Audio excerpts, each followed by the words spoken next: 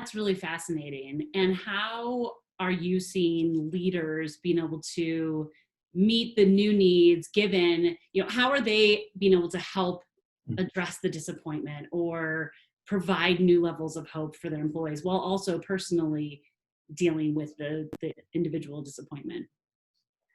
What I've seen are two different approaches, and one is certainly better than the other. The thing I've seen some leaders do, and this is understandable, is to, I wouldn't quite say shut down, but I would say they're faced with so much uncertainty, they're paralyzed in terms of making a decision or trying to even call a meeting or follow up with action items after a meeting. So I'm seeing some of that paralysis, and it's mostly because there's so much uncertainty around there. The other thing I'm seeing from leaders is those who maybe haven't taken charge now have an opportunity to do that. And they are working through that process. And what they're doing, most importantly, is not doing it alone. They're doing it with peers, other leaders, and also with their teams who recognize that they have to be part of this. The leaders are maybe setting a new vision or at least setting a vision for the day or even the week in some cases. So I'm seeing both of those happening at the same time. What I would like to see more of is the leaders who are doing it well, connecting with those who need some of the help. But in some situations, in some cultures and companies, it's a sign of weakness to raise your hand and say, I need help.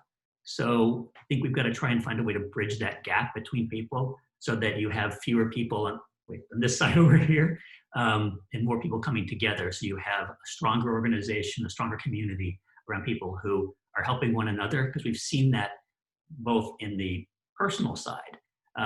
Just a quick story, but second, because I want to get to it, is we have in our neighborhood, as many of us do, a local bar, and he can't do anything internally. He can't bring people in. He's got no outside seating, but he started pretty early a cocktail to go program.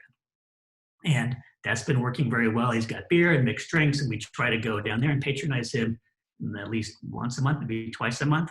And what he's discovered now is that all these great mason jars he's been putting the drinks in, they're in short supply now.